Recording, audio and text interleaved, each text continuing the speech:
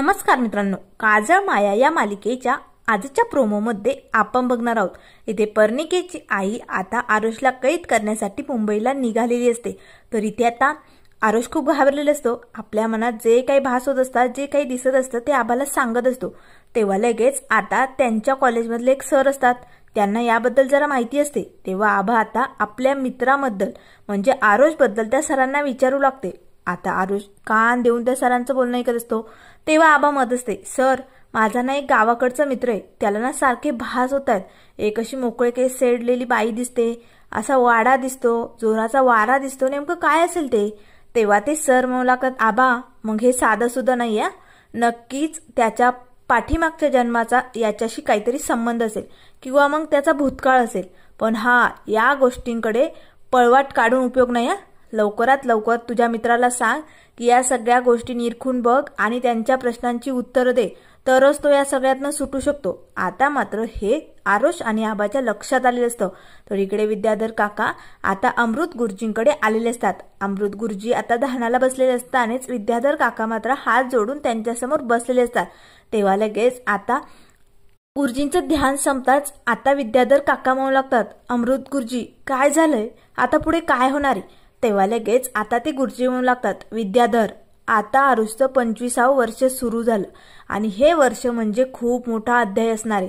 कारण आरुष आणि त्याच्या आजूबाजूला जी काही लोक असणार आहेत त्यांना खूप काही भोगावं लागणार आहे. तेव्हा विद्याधर काका म्हणू लागतात, पण गुरुजी आपल्याला काहीतरी करावं लागेल.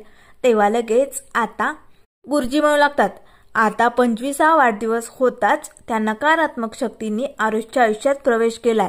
तेव्हा विद्याधर काका म्हणू लागतात, पण त्यांना कसं थांबवायचं, काय करायचं. त्यावर गुरुजी म्हणू लागतात, नक्कीच असं कोणीतरी असेल जे आरुषचं सुरक्षा कवच करू शकतं.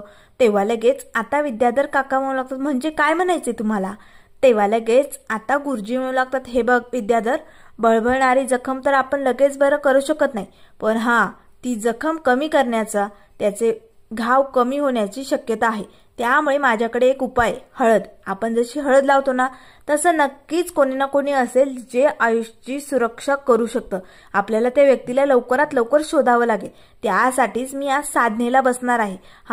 पण विद्याधर तोपर्यंत तुला त्या व्यक्तीचा शोध घ्यायचा. आणि जर माझी साधना होण्याआधीच त्या चेटकिनीने आरुषला जर आपल्या ताब्यात घेतलं तर मग त्याचा उपाय सापडूनही काही उपयोग होणार नाही. त्यामुळे माझी साधना संपेपर्यंत तुला डोळ्यात तेल घालून आरुषची रक्षा करायची. नीट लक्षात ये ना विद्याधर. तेव्हा विद्याधर काका हो म्हणू लागतात.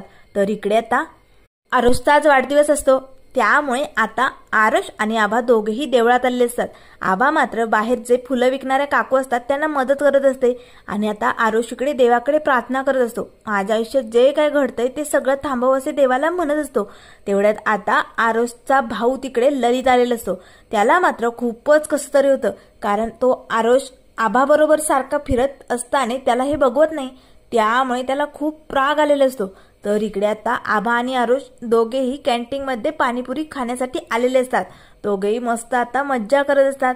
त्याच वेळेस आता आरुषला त्या सरांचं बोलणं आठवतं की नक्कीच या गोष्टीचा माझ्या पाठीमागच्या जन्माशी किंवा भूतकाळाशी काहीतरी संबंध असणार आहे असे तो आबाला सांगत असतो.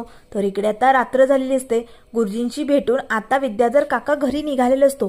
सुमसाम रात्र असते, सगळीकडे शांतता असते. विद्याधर काका विचारात चाललेले असतात. गुरुजींनी सांगितल्याप्रमाणे नक्कीच कोणीतरी असेल जे आरुषची सुरक्षा करू शकतं. अशा व्यक्तीपर्यंत काही करून मला पोचावंच लागेल. त्याच वेळेस समोरनं पर्णिकेची आई आलेली असते. आता मात्र तिने पदराने आपला चेहरा झाकवलेला असतो. ती आता विद्याधर काका समोर येते. आता लगेच काका म्हणू लागतो, तुम्ही. त्याच वेळेस आता ती आपला हात उघडते. आता तिच्या हातावरती असं मोत्यासारखं काहीतरी असतं जे खूपच चमक मारत असतं. आता त्या चमक मारण्यामुळे आता म्हणजे तिच्या हातात जी शक्ती असते ना, त्यामुळे विद्याधर काका मात्र शांतपणे तिच्याकडे बघत असतात. आता इकडे आरुष मात्र आबाला म्हणत असतो, आबा मी काय करू ग, जर खरंच माझ्या मागच्या जन्माशी किंवा भूतकाळाशी त्या बाईचा काही संबंध असेल तर. तेव्हा लगेच आबा म्हणू लागते, मग माझ्याकडे एक आयडिया आहे. तुला चित्रकला चांगली येते ना, तुला जी बाई दिसते, जे चित्र दिसतं ना तसं आठवण्याचा प्रयत्न कर आणि तसं चित्र काढूया आपण, चल पटकन. तर त्याच वेळेस आता आबाने मात्र ते काजळ माया नावाचं पुस्तक आपल्या बॅगमध्ये आणलेलं असतं. त्या पुस्तकाचं सारखं लक्ष आता आरुष आणि आबाकडे असतं.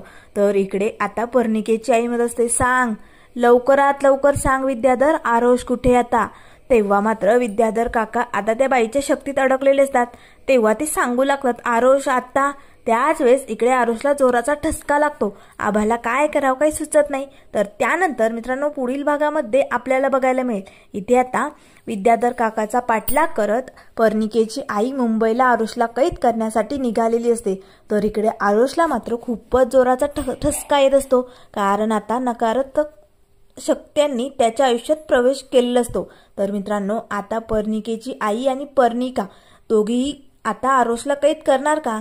त्याआधी आता आभा त्या पर्णिकेत चेटकिनीचं चित्र काढून आरुषला कसं वाचवणार हे आपल्याला लवकरच बघायला मिळेल। त्यामुळे मित्रांनो अशाच मालिकेंच्या अपडेट पाहण्यासाठी चॅनलला लाईक करा, सबस्क्राईब करा। व्हिडिओ पाहिल्याबद्दल धन्यवाद।